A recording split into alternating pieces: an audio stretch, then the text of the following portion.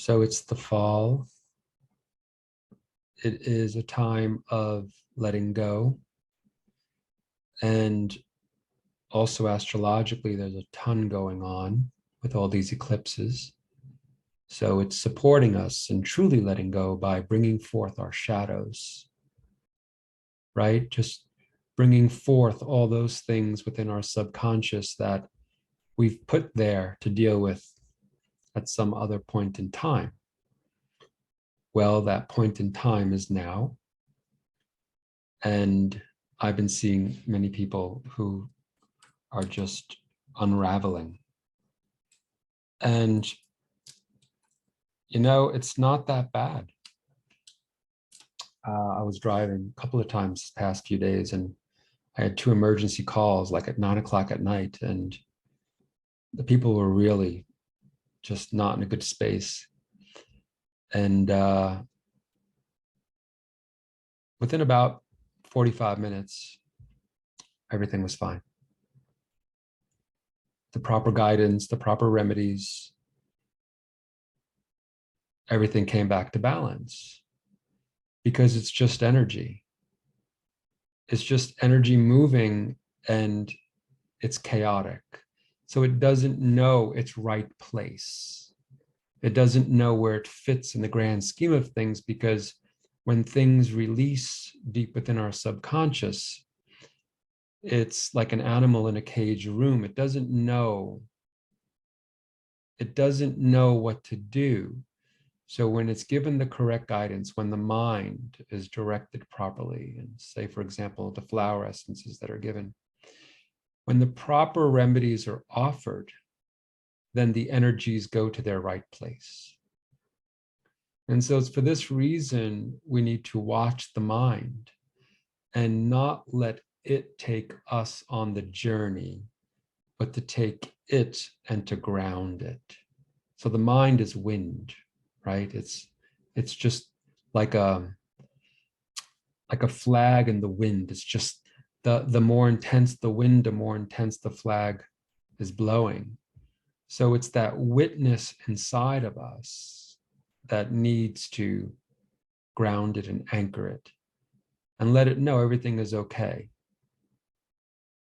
And so fortunately, these people, they knew to contact me. They were also friends. So that's why they can call me at 9 o'clock at night, because normally I'm not answering my phone at that hour, but they had the wherewithal to contact me because I'm the witness.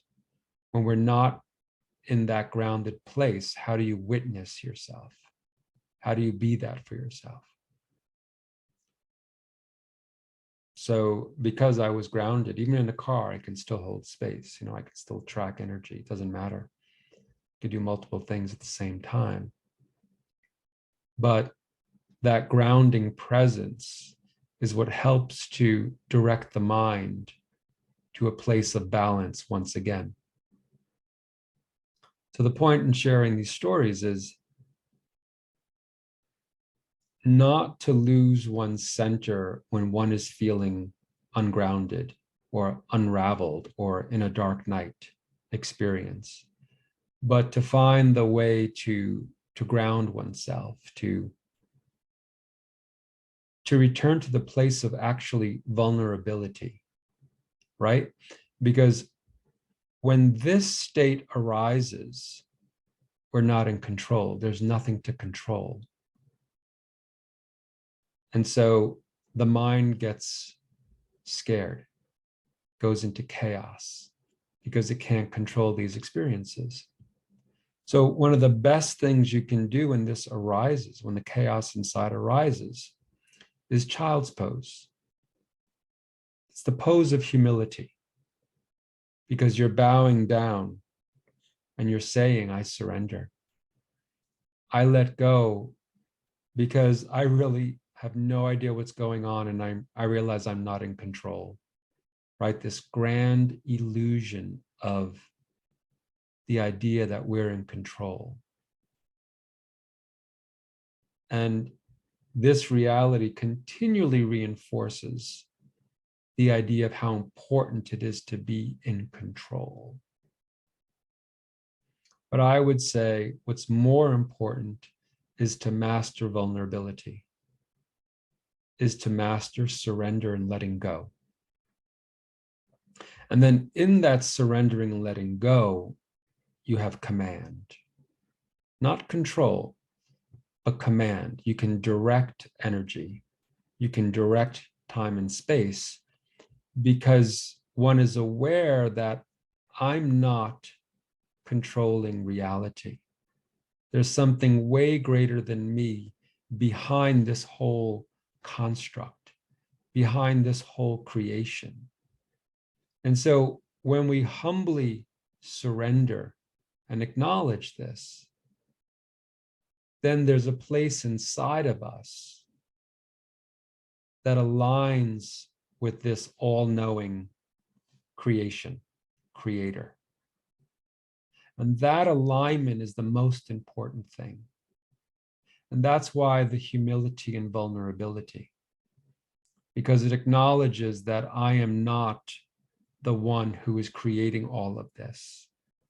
I'm not the one who's commanding all of this. I'm the one witnessing all of this. And I've said this time and time again, the witness has all the power. All the power. And so when I step back and I watch, then in observing everything, I know how to navigate. I know how to navigate this labyrinth of illusion because I'm watching, I'm listening, I'm feeling, I'm intuiting. And so in order to truly use your intuition, to access and follow intuition, there has to be a level of vulnerability present. Because intuition oftentimes goes against the rational mind. You're going to do what? That makes no sense. Yeah, I know it makes no sense, but it feels right. But that's going to leave us vulnerable to many things. Yeah, also many great things, many great possibilities. And so in order to truly master this realm, to understand and work with our intuition, to follow through with our intuition, to go beyond the limitations of our little box of comfort, of what's known, right? I know this much and I'm comfortable in this realm, in this sphere of consciousness. But there's so much more beyond this box. And every time we go against our little mind, the fear-based aspect, then we break the box a little wider. Each time we take a leap of faith, each time we trust, we break the box a little wider until we don't need a box anymore, until we don't need to define anymore, until we don't need to limit ourselves. And so there's a constant death and rebirth, death and rebirth, contraction and expansion, contraction and expansion. And each time we contract, we're just redesigning the box, but a little bigger. Right? Each time we die to a limited part of ourselves, the box grows a little bigger. And that's the way it works, evolution. We just keep growing as we're able to contain more energy, more consciousness, more awareness, more truth. Because truth with a capital T is a very high frequency. And these bodies, these physical bodies are third dimensional, right? But we are upgrading them to multidimensional entities, from carbon-based to crystalline-based. So we start out with this very limited scope of consciousness. And each time we die a conscious death, we expand, and the body becomes a greater vessel for light, a higher frequency to hold light and truth. But each time we do it, we go a little crazy, right? We call it a dark night of the soul. We're dying. Who am I? What am I? And then we redefine ourselves. And then we become comfortable again. Then we think we know ourselves. But we know ourselves only in this limited way until it's time for the next upgrade. and the next death and the next cracking. And so vulnerability to me is a superpower of the soul that is required to raise our consciousness, face our fears, our demons, the shadows, personal shadows, human shadows, lineage shadows, whatever they may be. And we're going through this process until the day we die, from my perspective. Because there's always another level to upgrade. Always something else to deal with, a limitation to overcome, an aspect to expand in consciousness, a grief that needs to be integrated, a wounding that needs to be healed. So we use these various spiritual tools to help us navigate this realm and expand our consciousness so that our soul can leave this place feeling like it has fulfilled its purpose. And this purpose, the soul purpose to me, isn't something like I'm going to be a great singer or writer or this or that. It's not a career, the purpose. The purpose is simply to fulfill what we contracted to fulfill before we incarnated. Right? So the soul has a contract. It writes down, so to speak, energetically, what it wants to accomplish, what it wants to overcome, who it needs to complete with, other souls it needs to fulfill karmic experiences with, et cetera, right?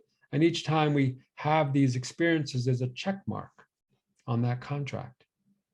And you can feel it inside when you feel like, yes, that was a good experience with this person, or with this job, or with this, what have you.